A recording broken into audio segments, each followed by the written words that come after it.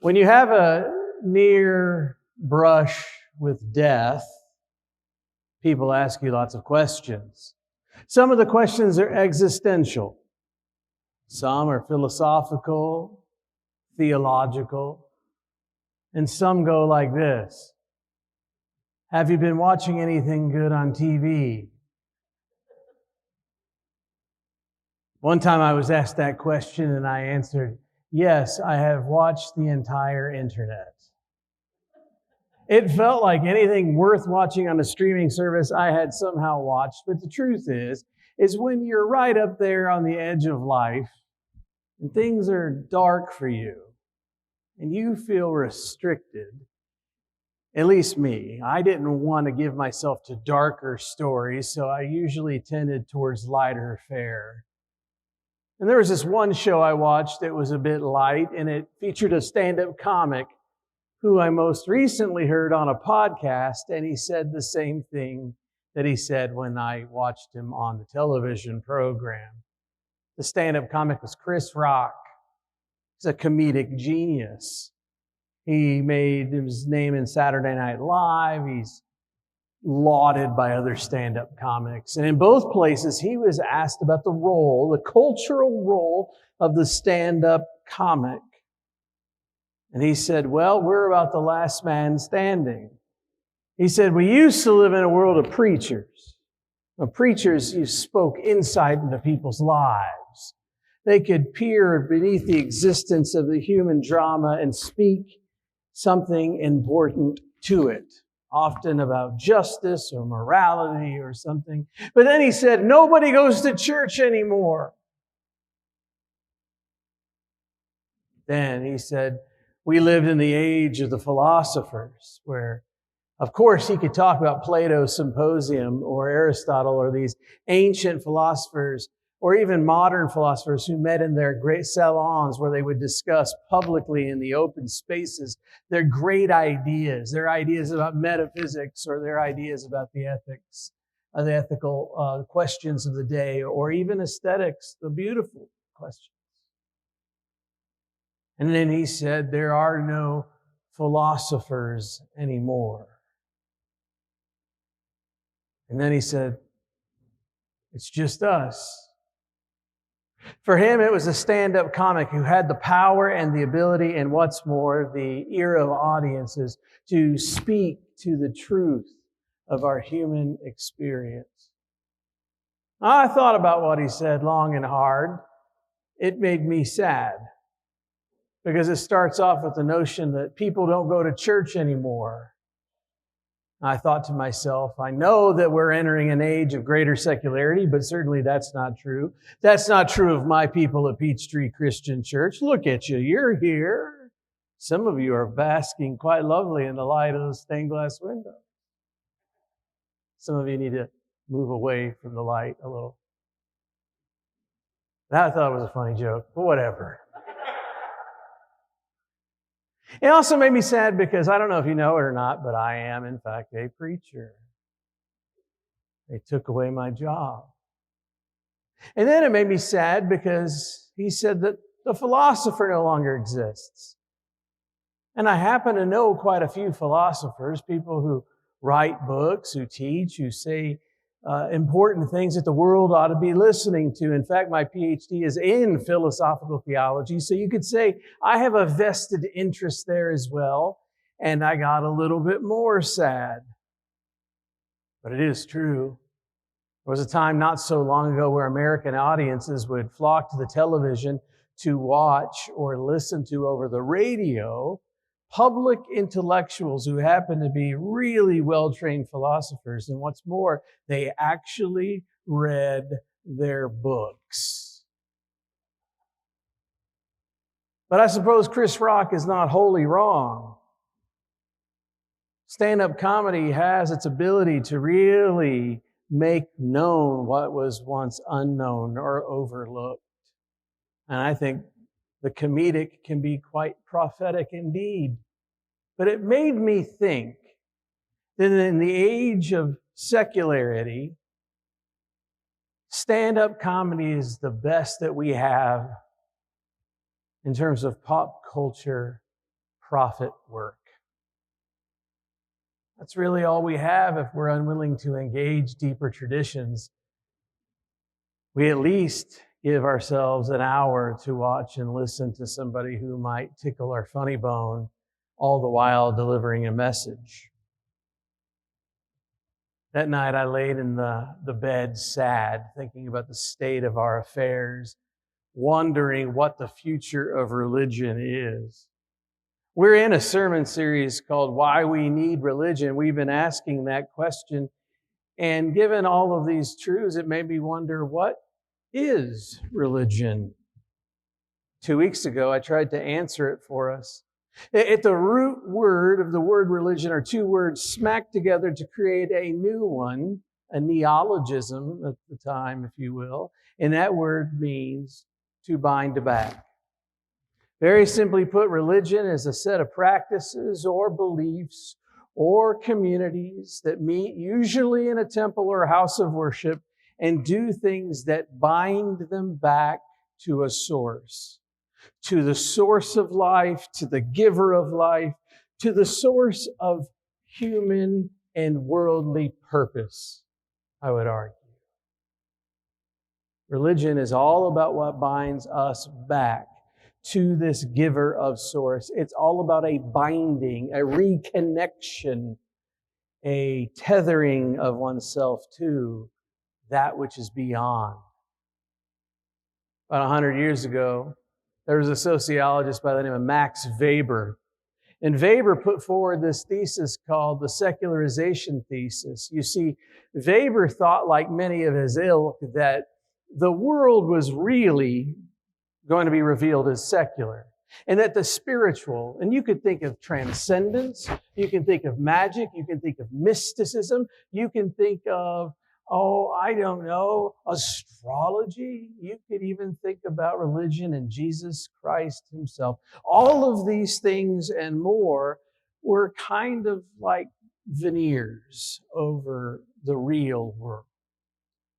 And once we started seeing the peeling of the veneer through, modern rationality and enlightenment thinking and the idea that science is going to answer every pressing human question of the cosmos.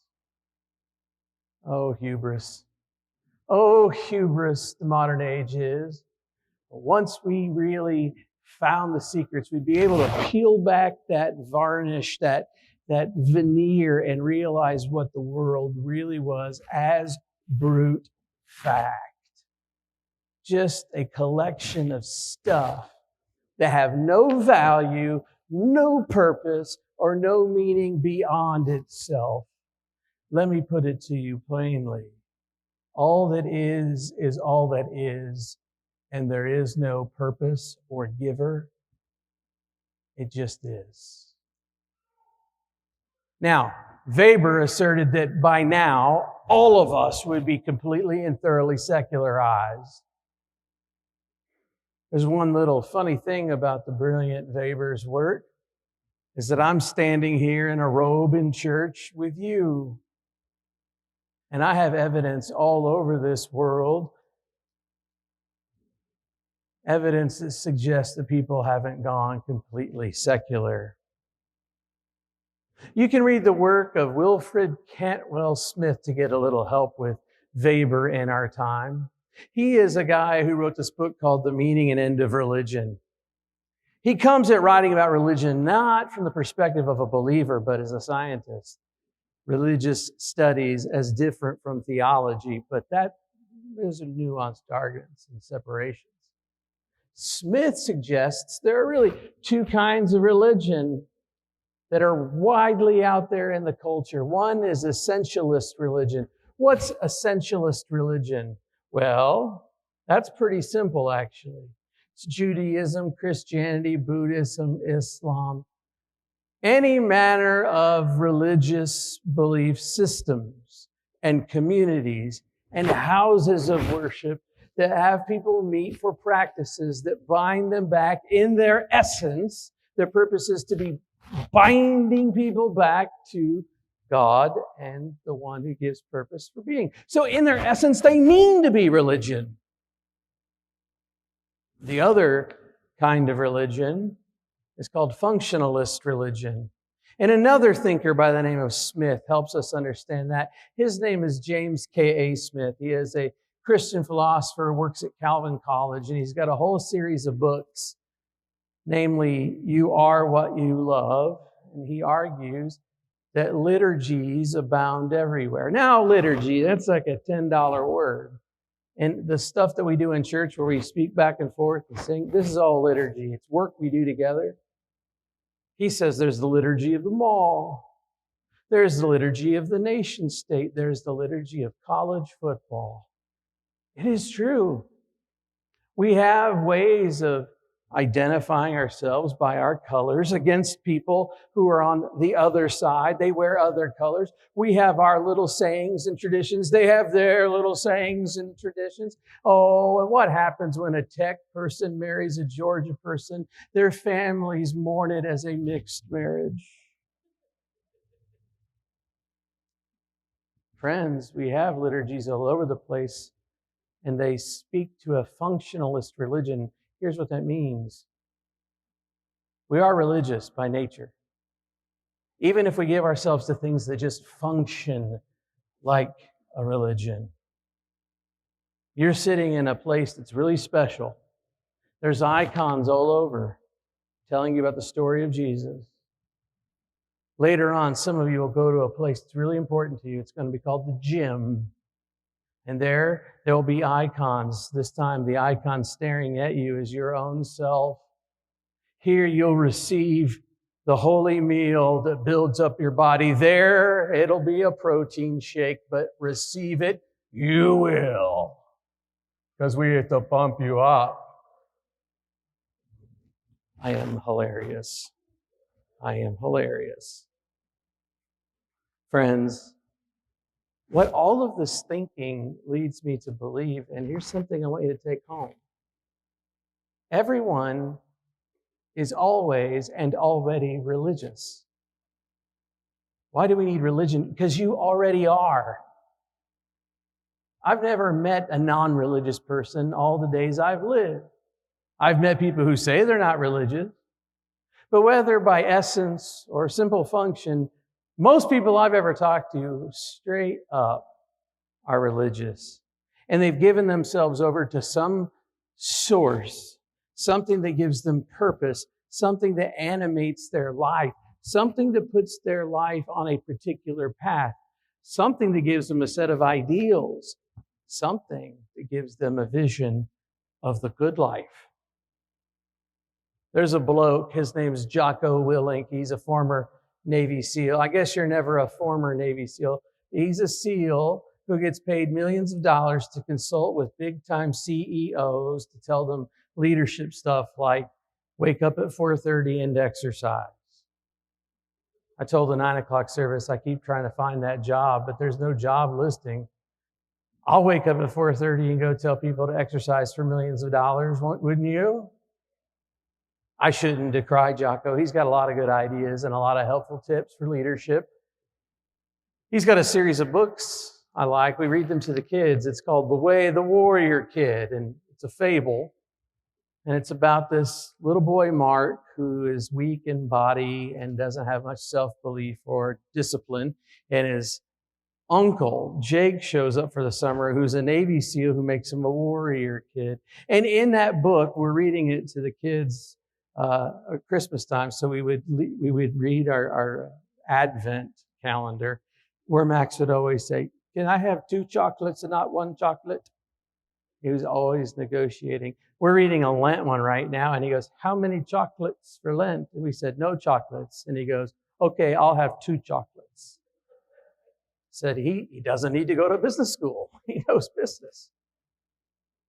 Anyhow, we'd read it, and then we'd read Jocko's book. And Jocko said in one chapter, Uncle Jake told Mark, you gotta have a code.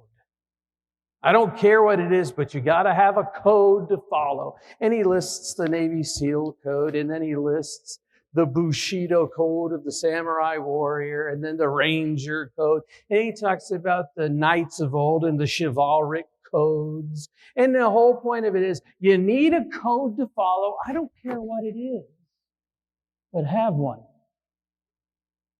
Isn't that interesting? It seems like the greater code than the code is the fact that you need to have a code. But nevertheless, let's not parse out the religion here. I remember right after September the 11th, 2001, I was watching Oprah. She had a lot of people on the dais, and they were giving their advice for dealing with all this existential tumult and calamity in our world. And at the end of the day, before the credits, here's the wisdom given. Believe in something, I don't care what it is, just believe. And right there is the cult of belief. It's a banal religion, to be sure, believing just for the sake of belief. But what she's saying, have some sort of religious belief. Don't call it religion because that makes people feel bad, but have one nonetheless. You need one in a time where we're adrift.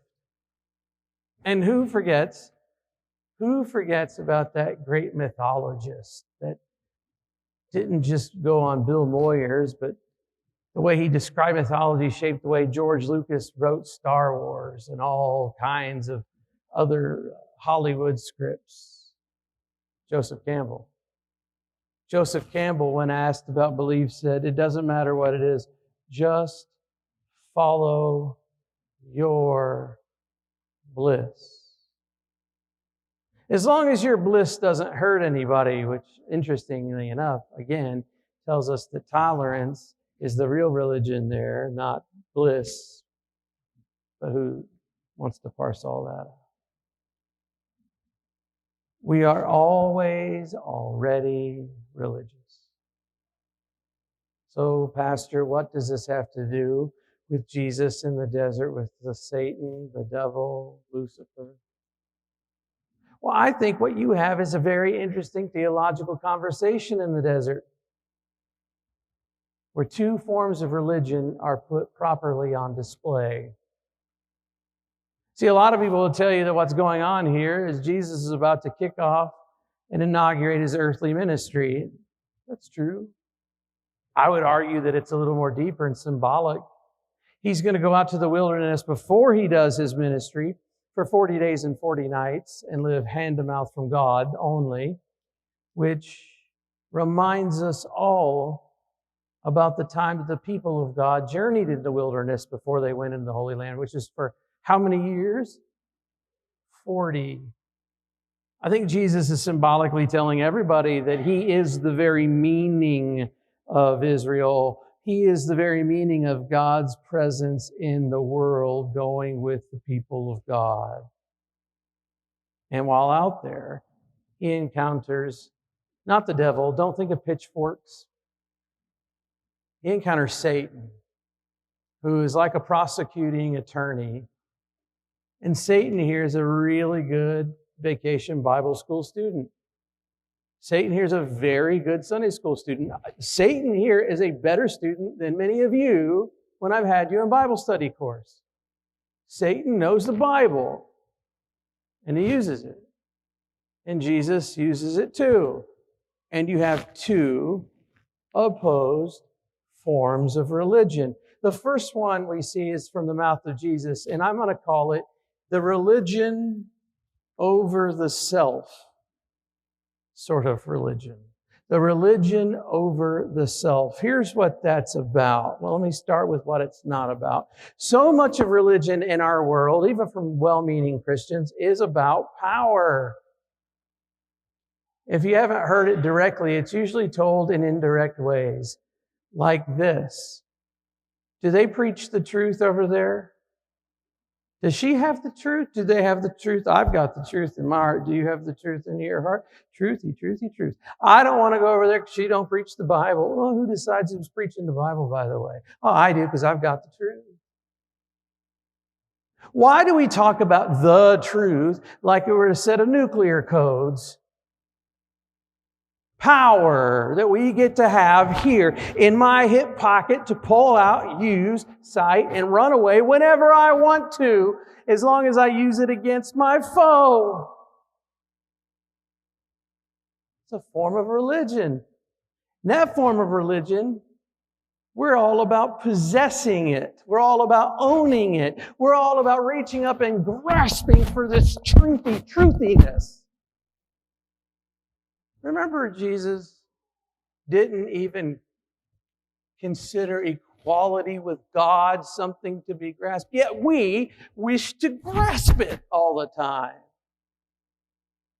Now, the religion that Jesus offers is a very humble one.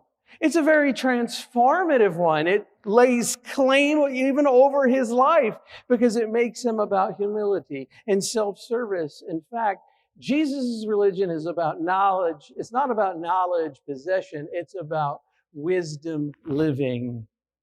It's about being a wisdom seeker.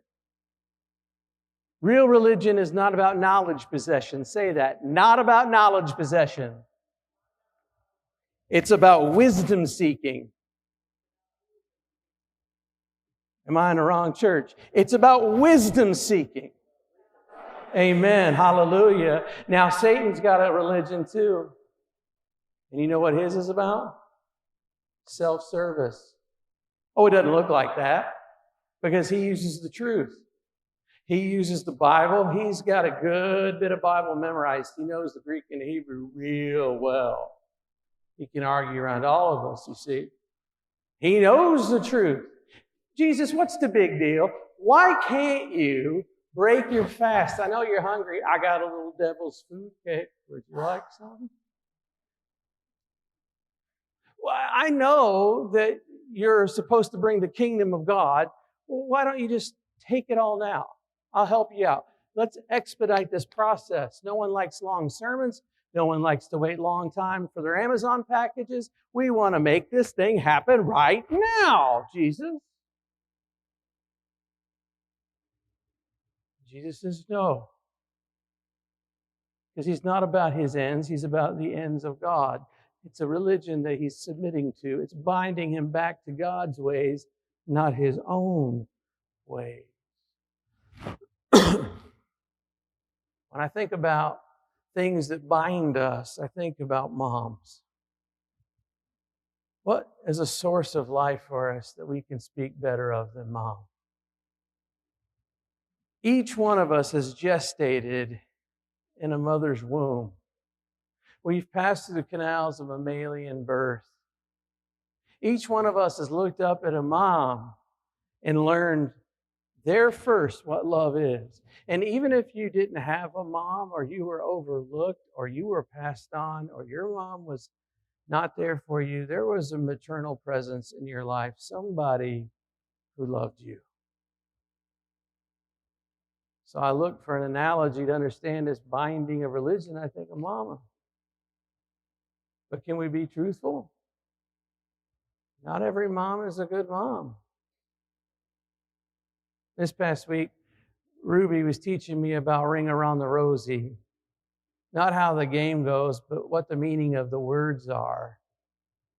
A lot of our folk games and folk stories are dark, church. Did you know that?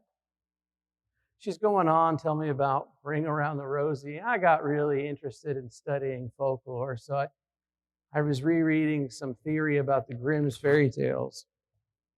I'm a nerd. I don't know if you figured that part out.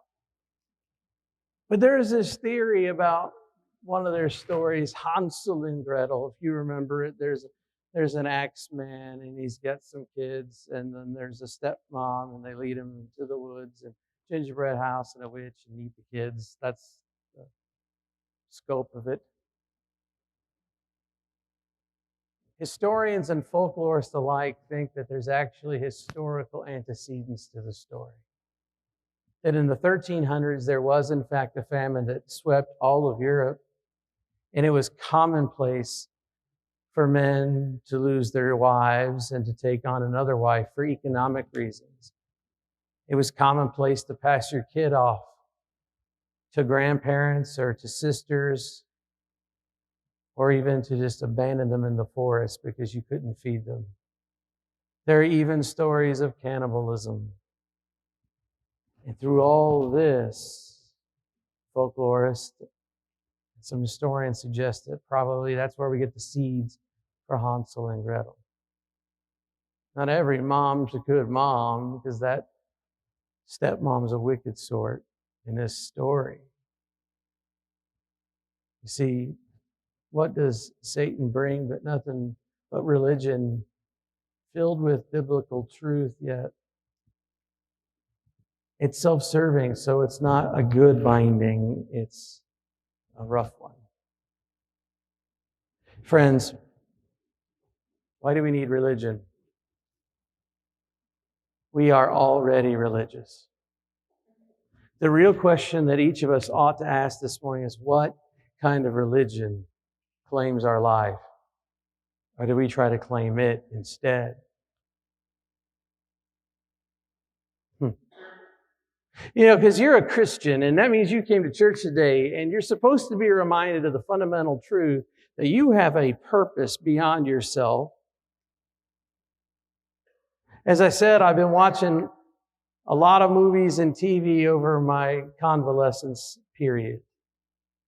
So I get all the narratives about purpose. They're out there aplenty. And there's that one, I hear it in song, I see it told, and it's "Look out, world, here I come."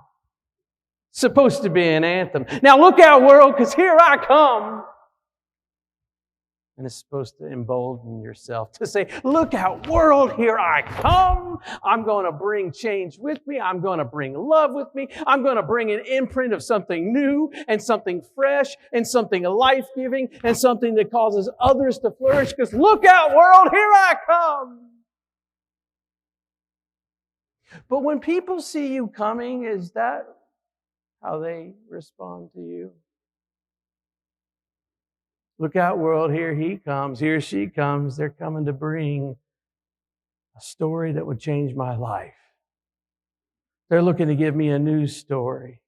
They're looking to give me something to hope in. Or do they look at you and go, "Oh, dear God, here they come again. I got to feel bad about myself. I got to hear that they know my story somehow, that my story is invalidated, and they fully understand my experience, and my experience doesn't matter. I got to hear them whine about how things are not the way they were when they were kids, when they had power, and now they don't have power, but of course they do have all the power. And I got to hear about it. Oh my God, I got to hear again. I got to hear it again that I'm a sinner, my daughter's a sinner, my son's a sinner, we're sinners. I got to hear it again. I'm messed up. I'm broken. I'm not enough. I'm not enough. I'm not enough. I ought to hate myself. I ought to hate myself. I ought to hate myself.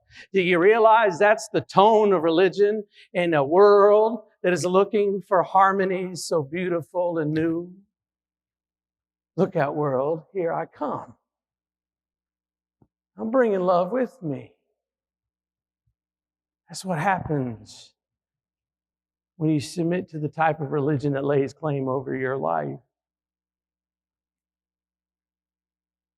So much of the religion that we see is a religion that says, take my photo in the right place, make me look powerful, make me look effective. You don't believe the right stuff. You don't live the right way. You're on the wrong side of the line. I don't even have to love you. I'm going to judge you. But I'm not really judging you. It's Jesus, so it's all okay. But if you want a religion that's not weak like that, because that's weak sauce. If you want one that's strong, you want to be strong. Do you want to be strong? Do you want to be strong here? You want to be strong here? You want to be strong? Bend the knee. Bend the knee like Sister Teresa. For those who are below you, and be below them. Look out, world, here I come.